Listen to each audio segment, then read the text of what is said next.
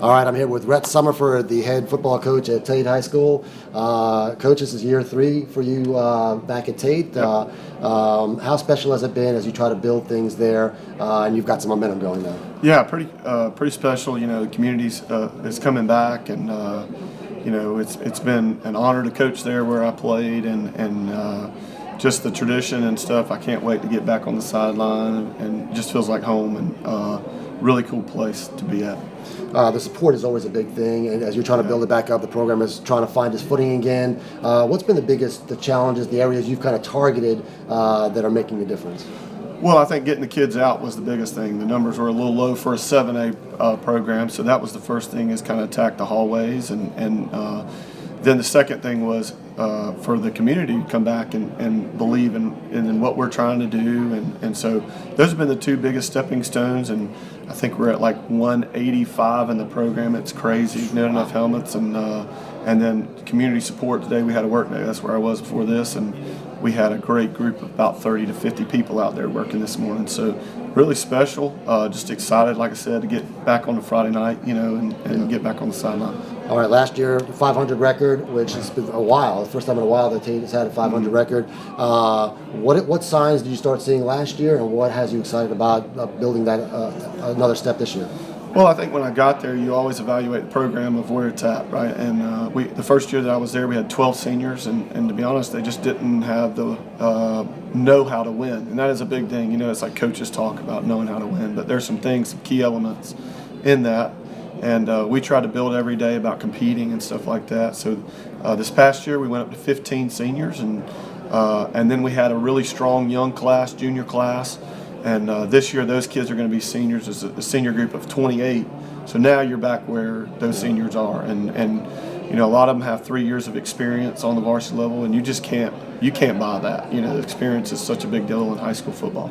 And at Tate High School, you got a quarterback named Tate. That's right. Which is pretty cool. And he's a heck of a player. Exactly That's not just the name, Tate exactly Davis. Right. Yeah. What have you seen in his development? What are you expecting from him this year? Well, you know, first, it's what I talk about. They just got to be in that atmosphere of playing quarterback at the high school level, and the varsity is such a big difference between when you go to high school and when you finish high school. It's just such a transition, and so he's been through that now for 2 years.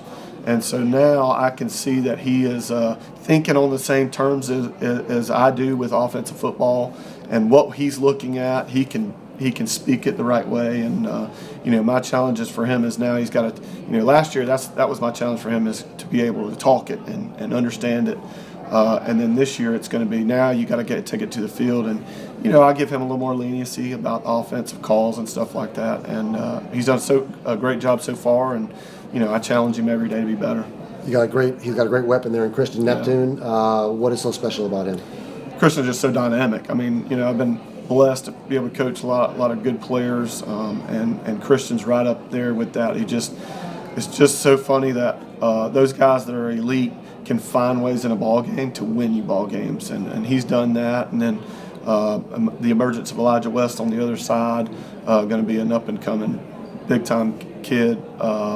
Now makes it where it's very tough to double Christian all the time, and so it's going to be not easy, but better for Tate to have options. How about the run game? How does that kind of shape up this year? Got 2 running backs back. Both ran the ball really well last year. Carson Sakari is the number 1 guy. Very tough, brute back. I think our biggest question right now is, when they hit it, are they going to hit the home run? You know, and that's a big deal. We got to be a big play offense because of the receivers we have on the side, and the tendency for me is I like running the football, and so we got to be able to do that and be balanced.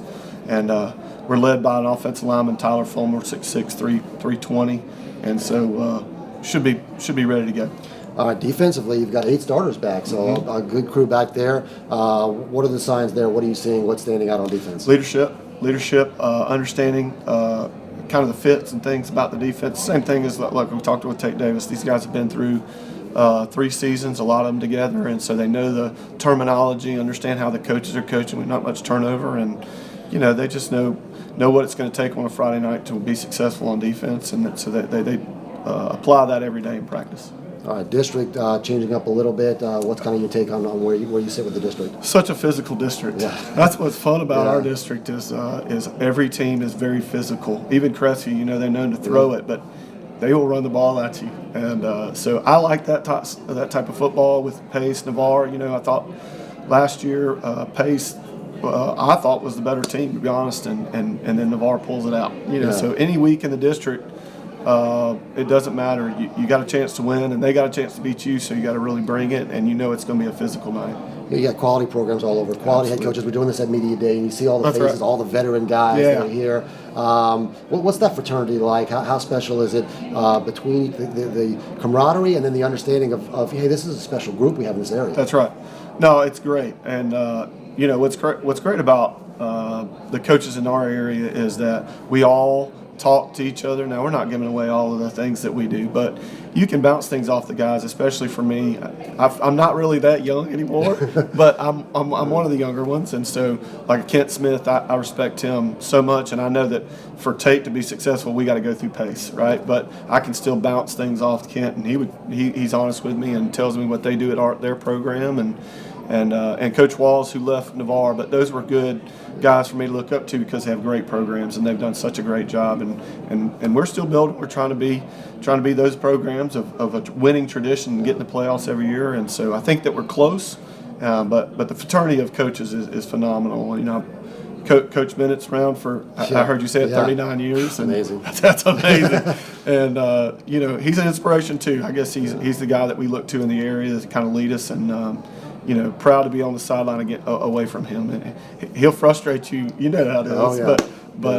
But he's always fun and great guy to be around. Awesome, Rhett. Good luck this year. Thank you very much. Thanks, Steve. Appreciate it, man.